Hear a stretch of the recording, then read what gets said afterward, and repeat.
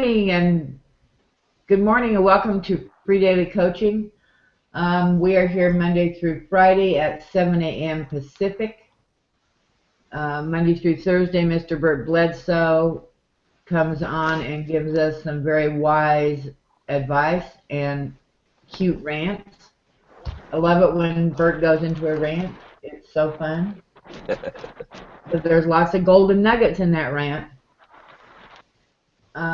On Friday I get to do it, and I'm honored that he allows me to do this every week. So I'd like to welcome you. For anyone who's listening over on YouTube, why don't you go over to www.freedailycoaching.com and get signed up so you can come in and interact with us. We have a good time. This morning I have Mario and Clive on with me, and we're going to do a little talking here. Good morning, Clive and Mario. Good morning, Chris. How are you doing? Good morning, Chris. Good. So, we've been around for a while, all three of us, working our thing and having it work us. What platform right now are you working the most on, and why? Clive, you go ahead and start. I'm working on YouTube, and I've been concentrating on it for probably about 6 weeks now. I've always had a YouTube. Well, I say always. I've had a YouTube account for probably a couple of years since I've been in the online marketing.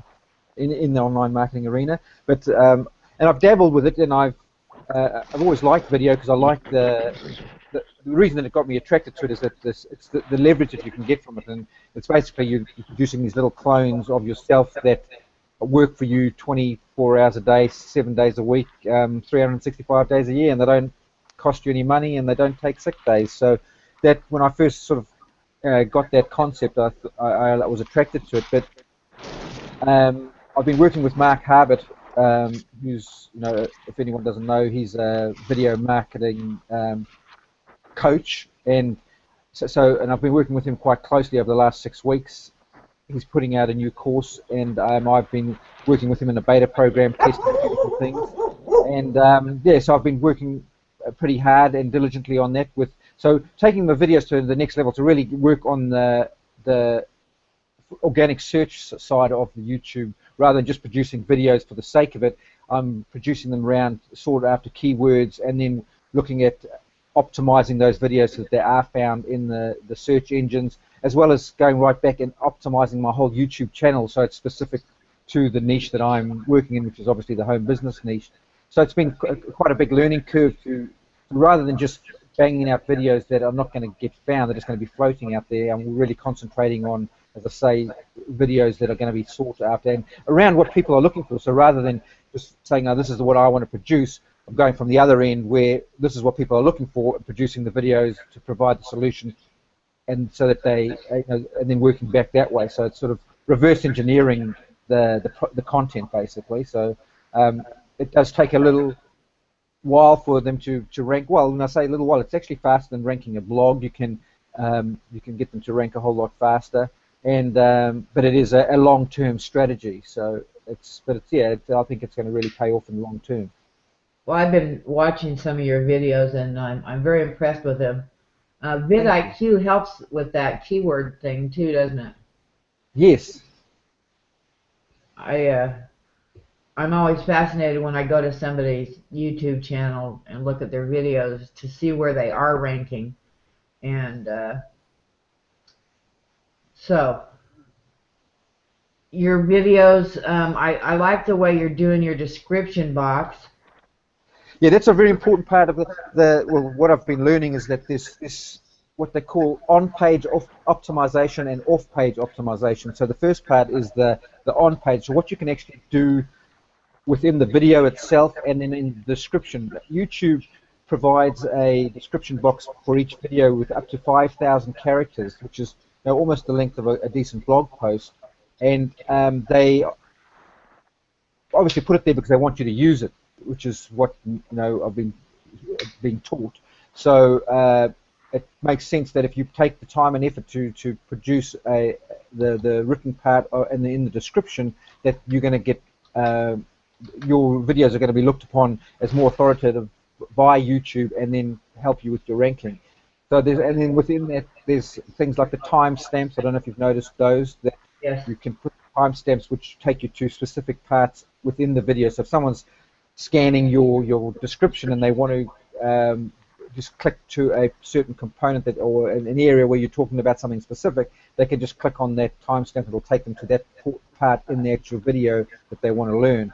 Then there's also things like the video cards themselves, which again you can do polls, which is just keeps people or encourages people to engage with the video. So rather than just start watching and then clicking off, if you put up a poll within the first 5 seconds and that they encourage to click on that, it's going to keep them engaged and maybe keep them there a little bit longer. And then along with that is annotations, which again you can then put links in the actual video which are clickable, and they take you through to an associated website. You're allowed to have one associated website with each YouTube channel, and I've obviously got my blog associated with that, so that I can then have people click through to my blog from the videos. And again, once they do that, they're going to be cookied to with my Facebook pixel. So then if they go on Facebook, I can engage with them again there. So it's a strategy of keeping people within your content. So it all works together. So and that's the on-page optimization side of it. And then there's the off-page, which is more of the backlinking, and that's that strategy where you basically gives again your videos on the perception of authority in the eyes of YouTube, because you're getting links or backlinks from other sites. So I've implemented this strategy where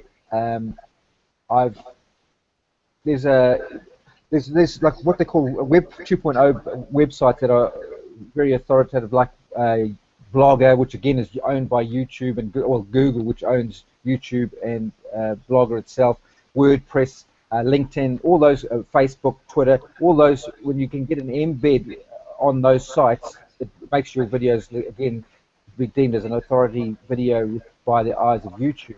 So I've actually set up now a two-tier network of associated blogs, and I think there's actually I think it's about nearly 100 different sites, social media platforms out there, that whenever I publish my YouTube videos, it automatically syndicates through my RSS feed off my YouTube channel through all those sites just as I publish my videos. So it's no actual work on my behalf, and then that video is then embedded on those sites, and that counts for even more than a backlink.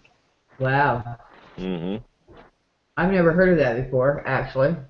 Yeah, so it's again stuff that I've been learning from Mark Harbert. So, Something I'm impressed with your videos, and I wonder if you could tell me how you do it, or not right now. But at the very end, you have that black screen with your information. yes. How do you get that in there? It's basically the video editing software that I use. Now, it's actually a really good one, and it was one thing that sort of, which I've only just been doing once I've started, in this last 6-week run, is actually editing my videos. I used to just do and I still pretty much do the one-hit wonders, but then now I cut them up and I put my own introduction. I don't know if you've seen that. I've got a little intro clip. So I sort of introduce my video, saying today's video, like who I am, and then today's video is about, and then stay tuned, and this clip runs for like 9 seconds, and then I go into the body of the video, and then at the end I just splice in the outro, was what it's termed. But within the software, and it's really reasonable, because there's the other ones that have always been pushed around are like Camtasia, if you're working on a PC, or ScreenFlow, I think it is if you're on a Mac, but I'm on a PC. But I think Camtasia is about $300, which is quite costly. But I found this other software called Filmora, and that's where I do all my editing on, and that actually has all those different things in it that you can just edit into your videos. Wow. And so it's a really good tool. And then you can use those annotations, which are called spotlights, which make the links clickable. So you literally just go over the word and it makes it clickable through the video. But Filmora, yeah, I thoroughly recommend it. I think it's about $49 to buy it one-off cost. But if you actually go and I found a coupon and I ended up paying like $34 for it. So I thoroughly recommend doing it. It does everything that you need for basic editing. It has music that you can use. It has intros and outros, lower thirds, all that kind of stuff that you can edit into your videos. Well, that's fascinating. I have Camtasia, but it's so hard to use. Yeah, that's Filmora is it's idiot-proof. I can use it. I'll have to get that. How do you spell it? Do you know? Yeah, Filmora, Filmora. I'll have to I think look it's into called that. Wondershare Filmora, but if you just look for Filmora, yeah. Okay, Mario. Yes. Same question to you. Well, Okay. I'm doing two things. I'm using Facebook, obviously, especially Facebook Live. I've been experimenting with that because I'm better speaker than I am a writer. And then the second thing, I'm going back because I have a financial background, so I'm going back to my LinkedIn contacts because they have, and I've been getting good results there. They have the residual income and extra income to invest in opportunities. So I'm reaching out to them because they're like me. They work 90 hours a week. They don't want to work 90 hours. They want to work possibly 20 hours and make the same income. Yeah, I hear you there.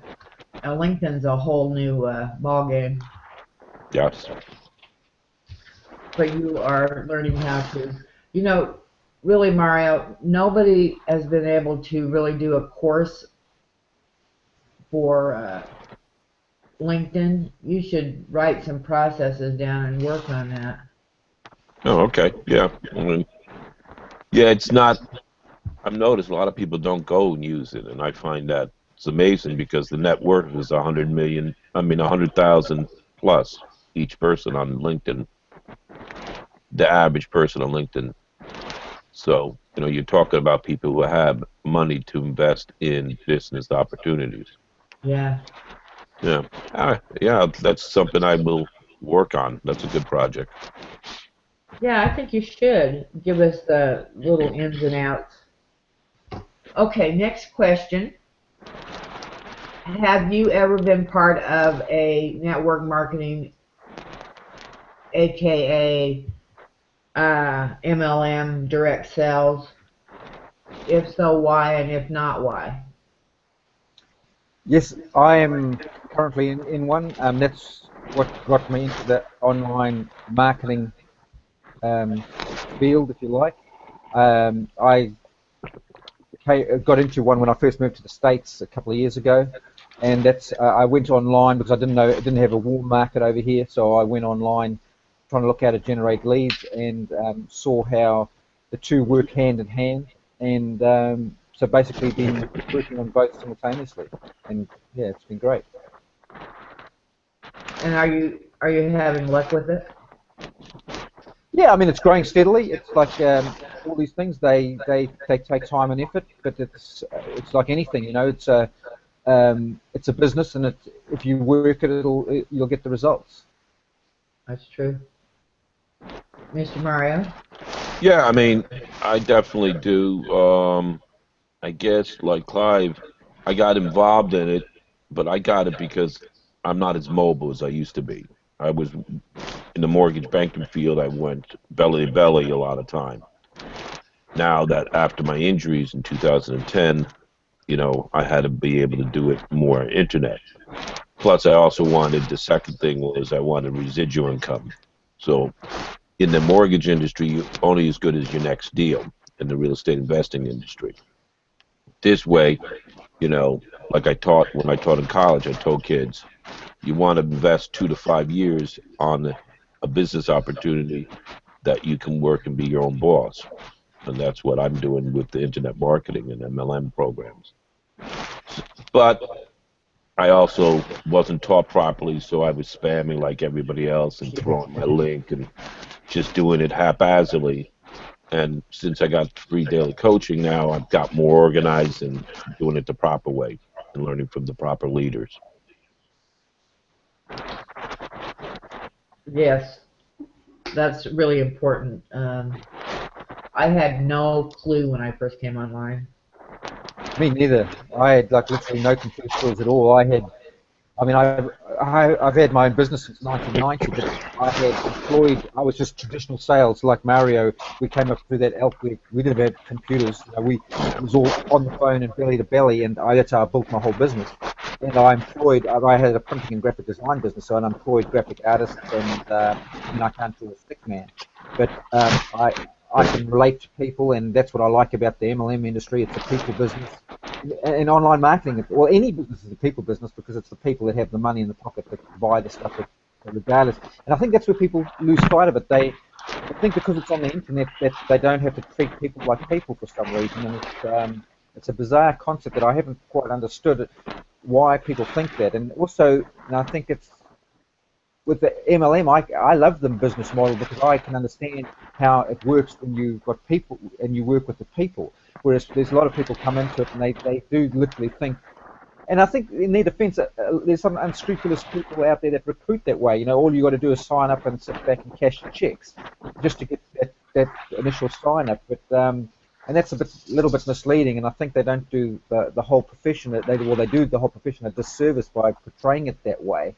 But if people were a little more honest and said, look, all you're doing here is buying an opportunity to work your butt off, and if you do that, you're going to get the rewards. But it is a business, and that old cliche: if you treat it like a business, it'll pay you like a business. But if you treat it like a hobby, it'll cost you like a hobby. And I think that's very true.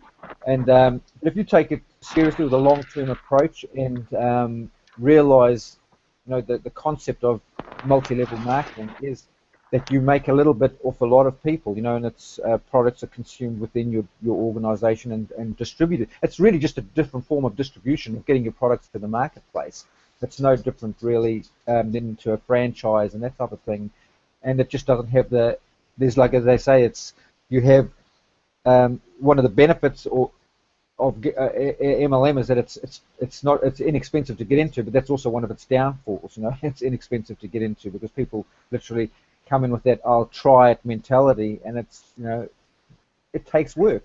And when I'm talking to people, I say, look, there's just no point. I'll tell you straight up, if you think that this is going to be easy, then I don't want to take your money because you're wasting both of our time. That's very good. Mario, I muted you, so you're going to have, there you go. Yeah, I agree with you, Clive. It's amazing how many people, well, I guess, with the internet, it's desensitized. They forget that there's another human being on the other side. And that was the one thing when we were bankers. I told it, our clients pay our salary, so Exactly. the customer, you have to do it. And the one thing I'm learning now is you find I'm a solution provider. I mean, you find a solution for the people's problems. Hmm. Anybody who tells me, and the skill set is the thing I think that most people are missing. They forget that you need to build. It's like when you first were hired in a job, you weren't that great for the first 6 months. No, exactly. So you learn it. Well, the same thing with this. You get out there, you get the skill sets, you learn on it, but at the same time, you're getting paid as you're learning, which I Yeah. love. Yeah, that's a great point you make, Mario. It's that people don't treat it like that it's a profession, and you've got to learn the skills for the profession. It's like they know everybody can get the concept that to be a lawyer and a highly paid lawyer, you've got like years of going to school, and then you've got to do your internship, and finally you'll start the bottom rung of the ladder, and you'll work your way up, and you have to work years till you make partner, and then you'll start earning a good or decent living.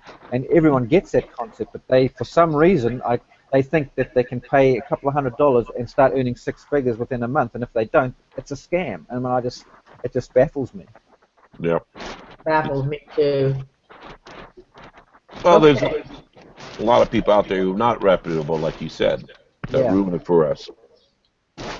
And I Yes, think there there's are also some. with just on that it's as I said, there's a bunch of leaders, and it's disappointing that in our own arena, I've noticed of late, there's people that hop from this is a new deal and it's in pre-launch and it's the best thing ever, and they've got sort of a high profile, and people do like follow them, and then they jump to the next company. I really feel sorry for those individuals that get dragged along and then just dumped and left, and then these leaders move on to the next thing, and they've made good money off all these sign-ups that they get, and then they suck. And I can't believe that people just follow them around like little puppies. It's like, really?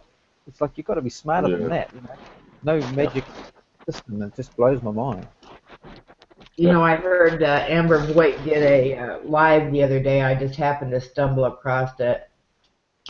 And she said that she used to be in several companies, and these girls finally came to her and said, "Hey, we like the company. We're going to join it, but not under you." And she said, "Why?" And they said, "Because we don't know if you're going to be here tomorrow or not." Yeah, So your behavior dictates that. definitely. Yeah, Hmm. and Absolutely. you see these leaders out there that this is the one I'm planting my flag, and then the next week it's something else. It's And I'm seeing it more and more for some reason. I don't understand. yeah, me neither. It's disappointing, it really is, because it's and that's they're the kind of people that give the profession a bad name. Yeah, that's true. Um, do you have a daily method of operation, and how important is it? Um, I do. I mean, I have certain things that I need to get done each day, and I try to do them in the same order. And so basically, it's um, I my daily when I first get up, I like to do a positive meme, which is branded to myself, and so that's my first thing I do, and I put that on Facebook, and then I also put it in uh, my Twitter feed so that it goes into a rotated Twitter feed, so it goes out. So I keep building that file of posts, and then I like to do either a blog post or a video. So the way I do my videos, I actually write the description first. Well, sorry, I'll step back a bit. I do my keyword research, and then I choose the one that I'm going to use for that day. Then I write that description, which is as it has to be under 5,000 characters. So I try and get it to that, like, right to the max, and which basically then gives me my. I don't read it in my video, but it gives me my clear thought process of what I'm going to talk about on my video, and then so that way when I'm going doing my timestamps and everything, it's easy to flow through. I just sit there and timestamps as I watch the video, and then so I produce that piece of content. Then now that my syndication is easy with my video, because as I publish it, it automatically syndicates through those 100 odd platforms, and then I start going through following up with my leads. So that's pretty much how it works. So that's pretty much my game plan, and I try and just at least do that at least 5 days a week. Normally on the weekends I do something as well, but not as I don't probably do a video or blog post on the weekends. So you've gotten yourself to a point where you could take the weekends off when you want to. Well, whether I should or not is another story, but I seem to do that, yeah. Cool. Or I do other things like probably more educational, like training stuff. I also incorporate that. I do like my mindset stuff on a daily basis, and and probably do a little bit more on the weekends, that kind of thing. Which is more fun stuff rather than hardcore content production. I've been reading Miracle Morning for network marketers. Yeah, Hal Elrod. It's a good book. I read it and they're telling us, to get up an hour early, Yeah, but that takes me back to the alarm clock. it just takes the fun out of it. Yeah, It, I don't do that. I get up I get up at 8 o'clock, um, and then start my day from there, which is that's a comfortable time. It's Hmm. I'm usually up by 6, but I don't want to get up at 5. No, me You neither. know? But I mean, Oh, I'm working till I probably muck around. I mean, I have my computer till about midnight. So, you know, it just depends which end of the clock you're doing it. You know what I mean? So yes. Okay, Mara, what about your DMO? Um, Usually I get up between 5 and 5:30, and what I like to do is, I get the proper mindset. It's the same thing when I did baseball and soccer. Before you prep for a game, you want to visualize and do that. So that's my routine every morning. I also was taught it's got to be 25, 30 years ago. You read in my industry, so I read at least a half an hour into my industry.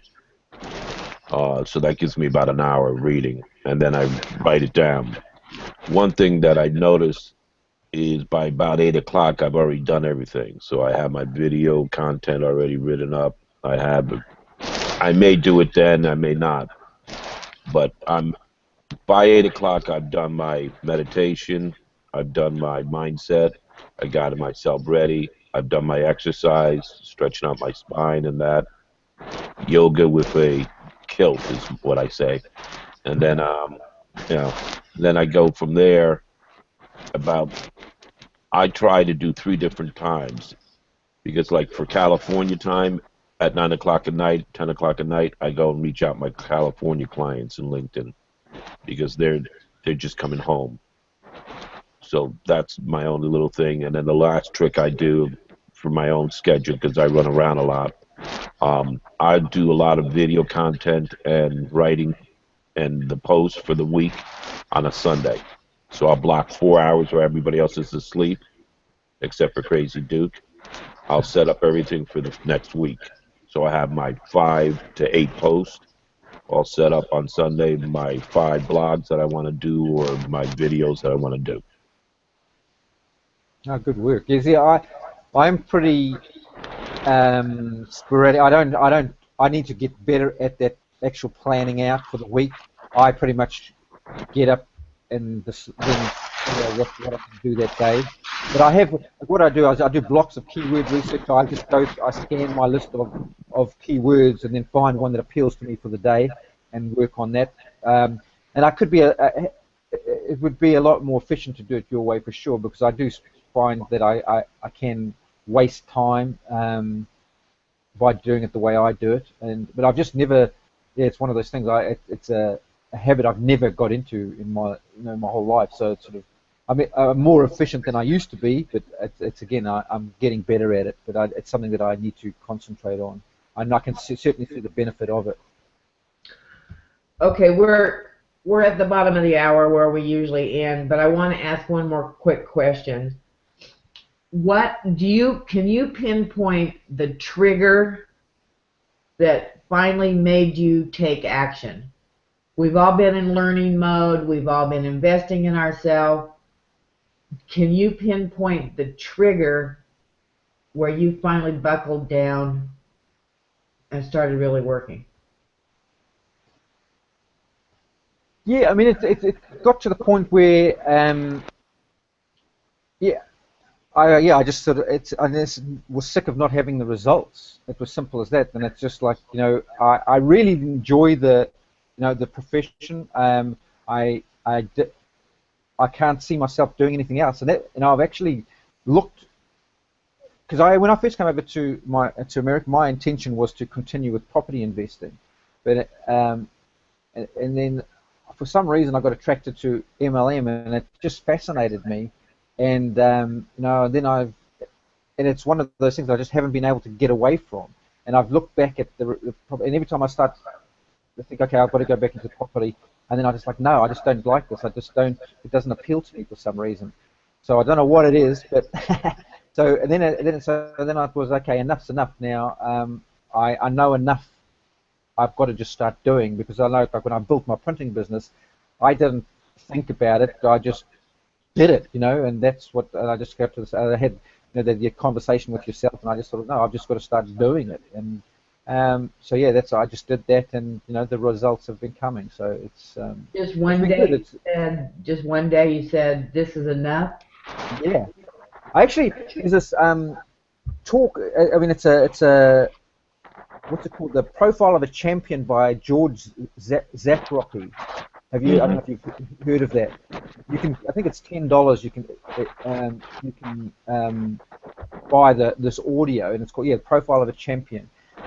And he talks about this. You come to that day where you just decide that you draw the line in the sand, and enough's enough, and you're going to make it. You're just going to make it work. And until you reach that point, you really are just wasting your time. Like yourself. I mean, if you've probably all been in that situation where we want to get fit or we want to lose weight, and you maybe exercise a couple of times a week, and you just notice, and then you weigh yourself at the end of the week, and there's just no difference, and there's no difference, or maybe there's a little bit of a fluctuation. Then you just say, okay, I'm serious. I'm going to get fit now, and you start and again, it's that measuring and monitoring of your what decide I'm going to do my half an hour's exercise or whatever a day, and I'm going to eat clean, and you measure your results at the end of the week, and then you'll start noticing that you're actually getting we're starting to get a result. And it's the same with what I found with doing my online stuff. It's like since I started taking it seriously and being consistent. Um, but yeah, it's a definite mindset thing. It's just like you have to decide that I'm gonna, either I'm gonna do. That's what I thought. I'm spending so many hours a day because I don't have a job or anything. I spend so many hours a day doing this, and without a return. I was thinking, well, look, I may as well just be at the beach or watching movies because it's not, otherwise, I'm just wasting my time. Or I'm kidding myself that, I'm going to get a different result if I don't change my actions. It's that what Edison, or what's his name, Einstein said, if you keep doing the same thing and expect a different result, it's a sign of insanity. So, that really hit home, and I thought, well, no, I've got to actually take consistent action, and no, and it made a difference. Great. Mario? It was probably threefolded for me. One, I guess it's personal pride. I look at it and I say, hell, some of the people I've seen who are successful, if they can do it, I sure as hell can. The second was the mindset, which, again, I'm a consummate, I like reading and learning. But you get to the mode where you learn, you just keep reading and learning. And I said to myself, I'm procrastinating. Hmm. So I had to say to myself, how am I going to break out of the procrastination analysis paralysis, as I call it? And the third component that happened was obviously my son, my daughter, and my Duke motivate me every day and daily. But I finally said one day, I said, look, I have the intelligence. I got to break the fear. So what I did was I wrote it down. So I wrote down my 1 month, 1 week, 3 months, 6 months, 5 years, and 30-year goal. And once I wrote it down, I saw it, and therefore it was a commitment to myself, which is more important than anybody else. And then, but it set me accountable to myself. So I never really, if the biggest key moment, like you said, was when I actually wrote it down. That's Because what, awesome. yeah. I love that. Well, gentlemen, I really appreciate you being on here with me this morning. Um, next week, next Friday, I will be at the ranch. Yoo-hoo! Absolutely. Yeah. Okay. So who knows what we're going to have in store. Um, I'm trying to get Jessica to interview with me. Wouldn't that be fun? Yeah. Yeah, that'd be fun. So I'm really trying for that. So it'll be a big surprise next Friday how it turns out. And I appreciate you guys this morning. So everybody remember to go to www.freedailycoaching.com and get messages to remind you to get on with Bert Monday through Thursday at 7 a.m. Pacific. I appreciate all you guys being here this morning. Christy, Lynn, Bob, Junie, thank you very much. Love you guys a lot, and we will talk to you very soon.